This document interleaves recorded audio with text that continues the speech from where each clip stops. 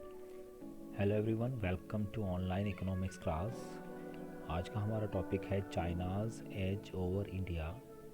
Students, last topic में हमने discuss किया था common success story of India and Pakistan, जहाँ पर हमने साथ में common failure of India and Pakistan को भी डिस्कस किया था। तो आज की जो वीडियो है ये एक्चुअली आपके लास्ट चैप्टर का लास्ट टॉपिक को डिस्क्राइब कर रही है। वो क्या क्या पॉइंट्स रहे हैं या क्या क्या उनकी प्रोग्राम या पॉलिसीज़ रही हैं। So let we discuss some observations. Number one, the Chinese reform process began more comprehensively during the 80s।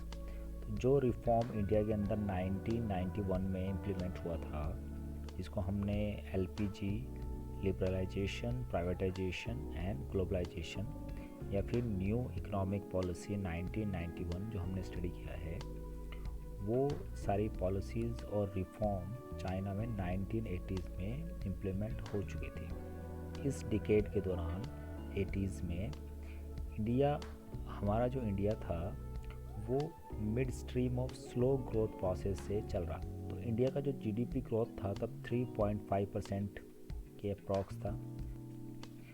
Number two, even when the process was actively pursued in the 90s, India focused more on GDP growth। अब जो process था जब हमारे यहाँ India में 90s में आया तो इंडिया का जो फोकस था वो जीडीपी ग्रोथ पे था कि जो स्लो जीडीपी है उसको कैसे ग्रो किया जाए। अब इसके अपोजिट में जो चाइना था वो फोकस कर रहा था ऑन पॉवर्टी एलिवेशन। और पॉवर्टी रिमूव चाइना ने कैसे की, पॉवर्टी एलिवेशन कैसे किया, अपने यहाँ के पीपल्स की इनकम को इंक्रीज़ करके और उनके लिए एम्प्लॉयमेंट अपॉर्चुनिटीज़ को इन्हांस करके।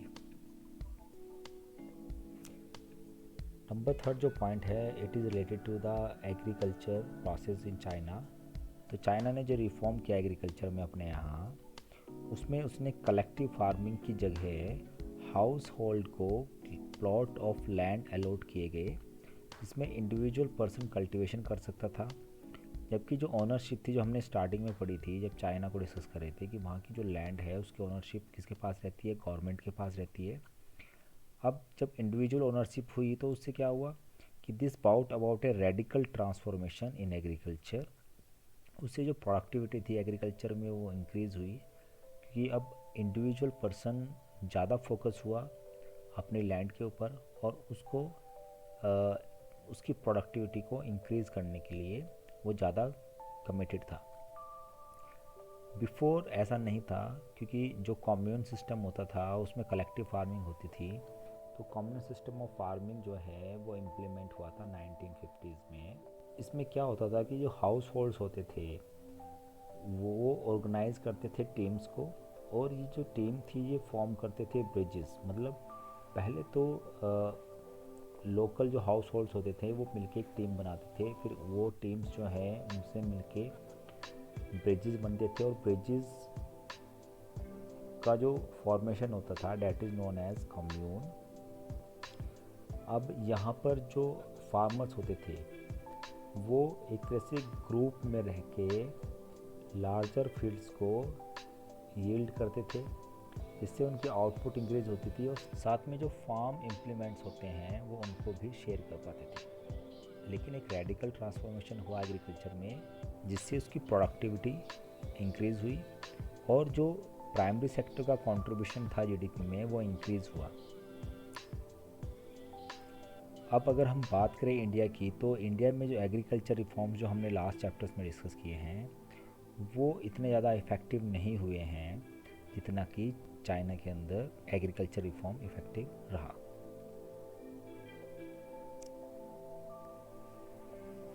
And number four is also global exposure of economy has been far more wider in China than in India. जब 1980s के बाद रिफॉर्म्स लॉन्च हुए चाइना में, तो चाइना को जो एक एक्सपोजर मिला ऑल ओवर द वर्ल्ड, मतलब इतनी डेवलप्ड कंट्रीज थी, they are eager to invest in China. अब उसके पीछे रीजंस, वहाँ पर स्किल्ड लेबर की अवेलेबिलिटी थी, साथ में चीप लेबर की अवेलेबिलिटी थी, और जो डेवलप्ड कंट्रीज़ थी उनको एक ह्यूज मार्केट दिखाई दे रही थी कि वो अपने प्रोडक्ट को चाइना में ही बिल्ड कर सकते हैं और चाइना की मार्केट में ही उसको सेल कर सकते हैं।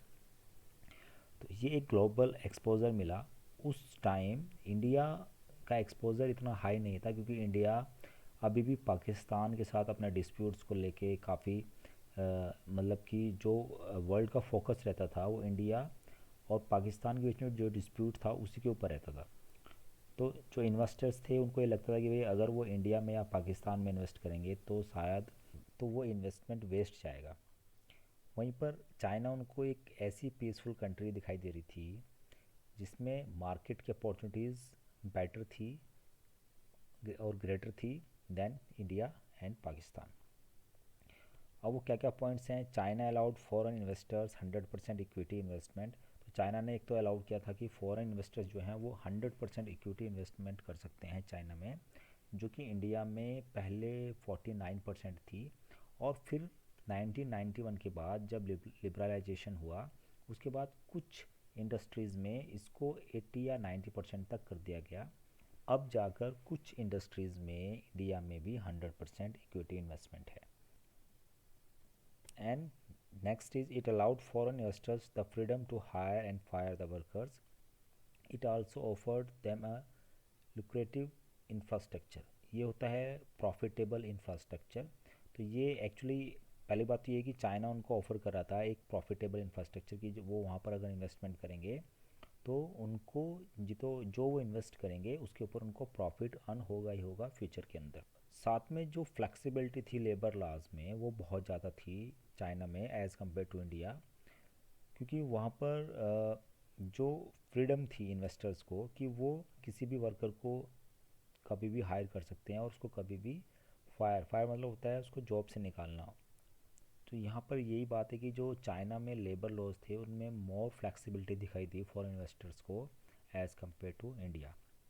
वैसे तो जो ये फ्लेक्सिबिलिटी है this is against the workers, ये अगेंस्ट है वर्कर्स के, क्योंकि यहाँ पर उनको जॉब सिक्योरिटी और जॉब सेटिस्फेक्शन बिल्कुल नहीं मिल पाता है। Next is by stabilizing SEZ. SEZ क्या होता है? Special economic zones. एक इंडस्ट्रियल एरिया की तरह हम देख सकते हैं, जैसे इंडिया में दिल्ली के पास में नोएडा, गुड़गांव, तो ऐसे ही बहुत सारे सेज डेवलप किए चाइना ने अपने यहाँ। और इट ऑफर लुक्रेटिव या profitable infrastructure facilities to the foreign investors.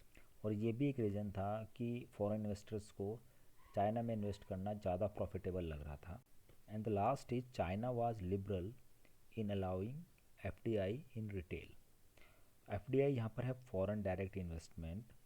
तो एज़ कम्पेयर टू इंडिया, हमारे यहाँ इंडिया के अंदर रिटेल इंडस्ट्री के अंदर फॉरेन डायरेक्ट इन्वेस्टमेंट अलाउड नहीं था, लेकिन चाइना में पहले से ही मतलब आज से 20 या 25 ईयर्स पहले ही उन्होंने रिटेल में एफडीआई अलाउ किया था, जिसमें कोई भी foreign retail company India China में आकर रिटेल इंडस्ट्रीज़ में इन्वेस्टमेंट कर सकती, रिटेल इंडस्ट्री में इन्वेस्टमेंट कर सकती है। लेकिन वहीं पर इंडिया में रिटेल इंडस्ट्री में इन्वेस्टमेंट अलाउड नहीं था, जिसकी वजह से जो फॉरेन डायरेक्ट इन्वेस्ट वो ज़्यादा इन्वेस्ट हुआ चाइना के अंदर।